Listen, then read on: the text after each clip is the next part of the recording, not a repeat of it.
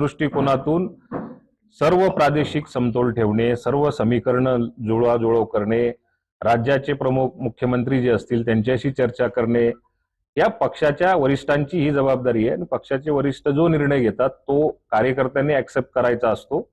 त्यामुळे आपल्याला काय वाटतं नाही वाटतं याच्यापेक्षा पक्षश्रेष्ठींना काय वाटतं आणि पक्षश्रेष्ठी जो निर्णय घेतील तो सराखोफी असतो. कार्यकर्त्यांमध्ये कुठेतरी आनंदाचं वातावरण पण पाहायला मिळतं तुमच्या नावाची जशी चर्चा चालू. नाही, प्रत्येक जिल्ह्यामध्ये प्रत्येक आमदाराच्या नावाची ज्या वेळेला अशा पद्धतीने चर्चा होती त्या त्या कार्यकर्त्यांना, त्या त्या जिल्ह्यातल्या कार्यकर्त्यांना त्याचा आनंदच होत असतो. असा आनंद समजा जर का उत्तर महाराष्ट्रात धुळे, जळगाव, नंदुरबार मध्ये होत असेल तर तो काही वेगळी गोष्ट नाहीये. होत असेल, पण पक्षश्रेष्ठींना ज्यावेळी निर्णय घ्यायचा असतो त्यावेळेला मात्र महाराष्ट्राचा विचार करायचा असतो. महाराष्ट्राचा विचार करूनच ते निर्णय घेतात. योग्य तो निर्णय घेतील. गेल्या वेळेस पण बीड आणि नाशिकमध्ये मंत्रिपद फिरले होते. उत्तर महाराष्ट्राची जबाबदारी आपल्याकडे आहे. उत्तर महाराष्ट्राच्या दृष्टिकोनातून असं वाटतं का की पक्षाने आपल्याला या ठिकाणी ही जबाबदारी दिली पाहिजे, उत्तर महाराष्ट्राला पण न्याय मिळाला पाहिजे? नाही, आता बीड आणि नाशिक असं आपल्याला काही म्हणता येणार नाही, पण नाशिकमध्ये समजा 7 जागा होत्या, 7 पैकी 7 युतीमध्ये आमदार त्या ठिकाणी निवडून आलेले होते. त्यामुळे तिथे 1-2 जागा जर का जास्त गेलेल्या असतील तर त्यावेळीची जी परिस्थिती होती, आपल्याकडे उत्तर महाराष्ट्रामध्ये फार समजा 20 विधानसभा लढवल्या जातात, पण 20 पैकी केवळ आम्ही 2च लढलो, 2 पैकी मी आलो आणि एक नवापूरची जागा जी होती, नवापूरची जागा थोड्या मताने आमची त्या ठिकाणी पराभूत झाली. असं आपल्याला बीड आणि नाशिक किंवा पुणे, कोल्हापूर, सातारा, सांगली असं काही म्हणता येत नाही. पण पक्षश्रेष्ठी प्रादेशिक समतोल ठेवण्याचा नेहमी प्रयत्न करतात. येणाऱ्या काळात सुद्धा तो प्रादेशिक समतोल ते ठेवतील. ड्रग्स प्रकरणी आणखी एका हा दोन्ही राष्ट्रवादी काँग्रेस पक्ष एकत्र येणार हा चर्चेचा विषय माझा राहू शकत नाही. याच्यात पक्षश्रेष्ठीच ठरवतात आणि पक्षश्रेष्ठी जो निर्णय घेतील तो संपूर्ण महाराष्ट्राला स्वागतार्ह राहील. अनेक मतदारांना या ठिकाणी डांबून ठेवलेला एक पैशाचा अमित नाही, हे तर कोणी डांबून ठेवलेलं आहे? महाविकास आघाडीच्या नेत्यांनी डांबून ठेवलंय, भाजपच्या डांबून ठेवलेलं आहे. नगरपालिकेच्या निवडणुकीमध्ये मतदार राजा असतो. त्यांचे संपर्क स्थानिक स्तरावरती सर्व पक्षाच्या, सर्व नेत्यांच्या, सर्व उमेदवारांबरोबर असतात. त्यामुळे एकमेकाशी कुठे काही संपर्कामध्ये आले असतील त्यात अशा प्रकारचे आरोप होऊ शकतात, परंतु ती वस्तुस्थिती नसते. मला नाही वाटत की असं काही पैशांकरता कोणी डांबून ठेवलं असेल आणि पैशांकरता डांबून ठेवण्याकरता कोणी आमंत्रण दिलं असेल असं काही होत नाही. संपर्कात एकमेकाच्या आले असणार आणि तिथं विरोधकांनी काही हुल्लडबाजी केली असेल तर हा प्रकार झाला असेल. आता दोन्ही राष्ट्रवादी एकत्र येणार असल्याची चर्चा रंगते. एकनाथ शिंदेवर त्यांनी या ठिकाणी निशाणा साधला. उद्धव ठाकरे साहेबांना संपूर्ण महाराष्ट्रामध्ये सगळ्याच मंत्रिमंडळाचाच राजीनामा होण्याची त्यांची अपेक्षा आहे. त्यांच्या अपेक्षा किंवा विरोधकांनी केलेल्या टीकेनुसार कुठे असं निर्णय होत नसतात. वस्तुस्थिती काय, वस्तुस्थितीला धरून त्या ठिकाणी चर्चा केली पाहिजे. उद्धव ठाकरे साहेब समजा जर का एवढं त्यांना जर का भाकीत असेल तर निवडणुका बघून केवळ फक्त त्यांचा आता आरोप या ठिकाणी केले जात आहेत. निवडणुका संपल्यानंतर ते सुद्धा बहुतेक सरेंडर होतील का काय असं मला वाटायला लागलेलं आहे. एकनाथ शिंदे ते म्हणतात की एकनाथ शिंदे भ्रष्टाचाराचा पैसा निवडणुकीसाठी आणि राजकारणासाठी वापरतात. आतापर्यंत एकनाथ शिंदे साहेबांचे नेते तेच होते. आता 2-2.5-3 वर्षापूर्वी समजा एकनाथ शिंदे साहेबांनी वेगळी भूमिका घेतली असेल तर आता भ्रष्टाचाराचा पैसा त्यांना दिसत असेल. पण एकनाथ शिंदे साहेबांनी किंवा शिवसेनेतल्या काही नेत्यांनी, एकनाथ शिंदे साहेब म्हणत नाही मी, पण शिवसेनेतल्या काही नेत्यांनी असेही आरोप केलेले होते. मातोश्री याच्यापूर्वी भरली जायची, मग ते आरोप खरे होते का? मग भ्रष्टाचार तिथून व्हायचा का? असं कधी राजकारणात नसतं. राजकारणामध्ये पराभव दिसला की कुठल्या ना कुठल्या माध्यमातून आपण दुसऱ्यावर खापर फोडायचं असतं. मग ते पैशांचं असेल, मग आता ईव्हीएम मॅनेज झालेलं असेल, पेट्या फुटलेल्या असतील, मतदार खरेदी विक्री झाली असेल, हे असे आरोप विरोधकांकडनं करणं हे स्वाभाविक आहे.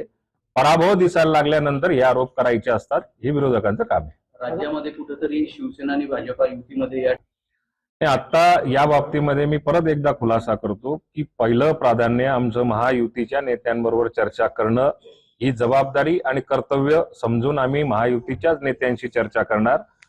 23 तारखेनंतर महाराष्ट्रामध्ये ज्या काही सूचना दिलेल्या आहेत प्रदेश अध्यक्षांनी ते ह्याच दिलेल्या आहेत की पहिला प्रयत्न आपण महायुतीचे समन्वयक जे असतील त्या समन्वयकांबरोबर चर्चा करावी आणि ती चर्चा झाल्यानंतरच पुढची पावलं प्रदेश अध्यक्षांची किंवा वरिष्ठांशी चर्चा केल्यानंतरच पुढची पावलं कुठली उचलायची असतील तर ती उचलायचं काम हे प्रदेश अध्यक्ष किंवा वरिष्ठांशी चर्चा केल्यानंतरच होईल. नांदेडमध्ये भारतीय जनता मला आत्मविश्वास आहे की ज्या पद्धतीने अजितदादांनी विकासाची भूमिका घेऊन आज महाराष्ट्रामध्ये राष्ट्रवादी काँग्रेस पक्षाची ताकद संपूर्ण महाराष्ट्रामध्ये वाढवलेली आहे. आपण महाराष्ट्राचा विचार न करता जळगाव जिल्ह्याचा जरी विचार केला, आमचे बोटावर मोजणे इतके केवळ फक्त नगरसेवक होते. मला आत्मविश्वास आहे की जवळपास आम्ही 177 नगरसेवक पदाचे उमेदवार आणि 6 नगरपालिकांमध्ये नगराध्यक्ष पदाचे उमेदवार उभे केलेले आहेत. उद्याच्या निकालामध्ये आम्हाला चांगलं यश येईल. आमची संख्या त्या ठिकाणी चांगली असणार आहे आणि राष्ट्रवादी काँग्रेस पक्षाची ताकद जळगाव जिल्ह्यामध्ये मला असं वाटतं की उद्याच्या निकालानंतर स्पष्ट होईल. वाटपावरून अजून त्याचं काही ते निर्णय लागत नाही. 2 दिवसापासून सत्र चालू आहे. नाही, आता हे मीडियाच्या माध्यमातून आम्हाला प्रामुख्याने या पक्षाची नाराजगी, त्या पक्षाची नाराजगी, या पक्षाला जास्त बळ दिलं गेलं, त्या पक्षाला बाजूला ठेवलं गेलं, हे माध्यमांतून प्रामुख्याने बघायला मिळतं. पण वस्तुस्थिती अशी आहे की तिन्ही पक्षांचं समन्वय अतिशय चांगलं आहे.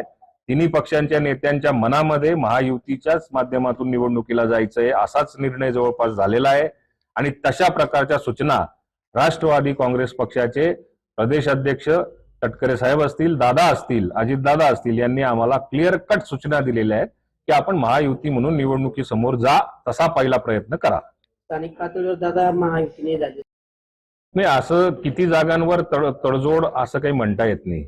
याच्यात इलेक्शन आहे, इलेक्शनमध्ये इलेक्टिव्ह मेरिटच कॅल्क्युलेट केले जातात.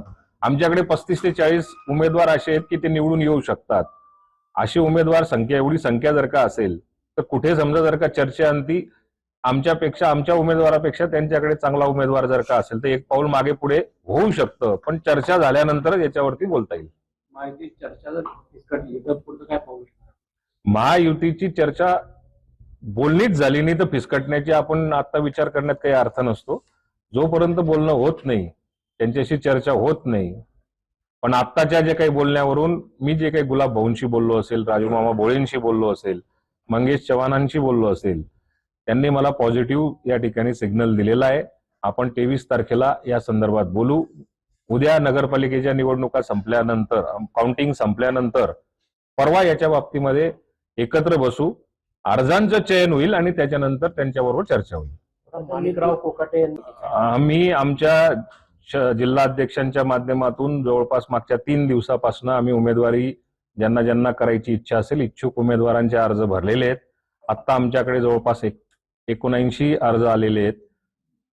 साधारण 2 दिवसामध्ये हे 150च्या आसपास अर्ज येऊ शकतात. प्रत्येक प्रभागामध्ये कॅपॅसिटी असलेला किंवा जनसंपर्क असलेला, लोकांच्या मनात असलेला उमेदवार हा कोणत्या कोणत्या प्रभागात किती चांगला राहू शकतो असं चयन केलं जाईल.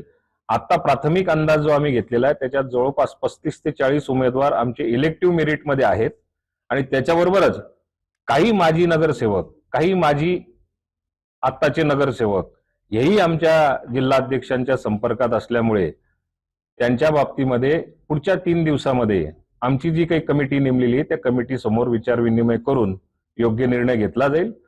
आणि ते उमेदवार जर का चांगले ठरत असतील आणि महायुतीमध्ये त्याची सक्रिय चर्चा जर का होत असेल तर आम्ही पुढच्या उमेदवारांच्या बाबतीमध्ये क्लिअर कट भूमिका आमची मांडू. किमान किती जागा आहे महापालिकेसंदर्भातली राष्ट्रवादी काय ठरली? हे आता संपूर्ण महाराष्ट्रामध्ये काल प्रदेश अध्यक्षांच्या अध्यक्षतेखाली ज्या ज्या ठिकाणी महापालिकेच्या निवडणुका घोषित झालेल्या आहेत त्याची एक बैठक झाली आणि त्या बैठकीमध्ये प्रदेश अध्यक्षांनी क्लिअर कट आम्हाला सूचना दिल्या की ज्या महापालिकेमध्ये शक्य असेल तर त्या त्या पालकमंत्र्यांशी किंवा त्या त्या प्रभारींशी आपण युतीच्या संदर्भामध्ये चर्चा करायची आणि युतीच्या संदर्भामध्ये चर्चा करून आपण निवडणुका युतीमध्ये त्या ठिकाणी निवडणुकांना समोर गेलं पाहिजे अशा सूचना दिल्या. त्याच धर्तीवरती आज आम्ही जळगाव महापालिकेची बैठक या ठिकाणी आता बोलवलेली होती. दुपारनंतर धुळ्याला आहे. या दोन्ही महापालिकेच्या चर्चेच्या संदर्भामध्ये प्रमुख जे नेते आहेत जिल्ह्यातले त्यांच्याशी चर्चा झालेली आहे.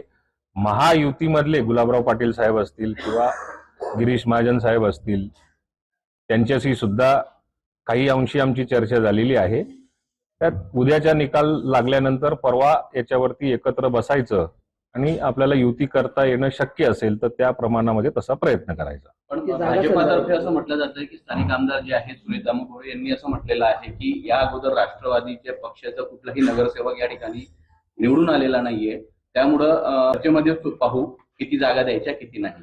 नाही, आता त्यांनी काय म्हटलेलं आहे याच्यापेक्षा 10 वर्षामध्ये कुठल्या निवडणुका आता झालेल्या नाहीयेत आणि या 10 वर्षामध्ये बरीच परिस्थिती आता, त्यावेळी राष्ट्रवादी काँग्रेस पक्ष 10 वर्षापूर्वी वेगळा होता, शिवसेना वेगळी होती, भाजप शिवसेना वेगळी होती. त्यामुळे आता त्या मागच्या गणितांना आता कुठेतरी अवलंबून राहून त्याच्यावरती चर्चा करायची असं काही होणार नाही. ज्या ठिकाणी इलेक्टिव्ह मेरिट असेल त्या ठिकाणचा आग्रह त्या प्रभागातला किंवा त्या नगरसेवकाच्या उमेदवाराचा आग्रह आमच्या पक्षाकडनं त्या ठिकाणी केला जाईल. युतीमध्ये ज्या काही गोष्टी घडतील किंवा चर्चेअंती ठरतील त्याच्यानंतरच आपण कोण काय म्हणतं याच्यापेक्षा नेत्यांबरोबर चर्चा झाल्यानंतरच याच्यावरती आपण चर्चा करू शकतो.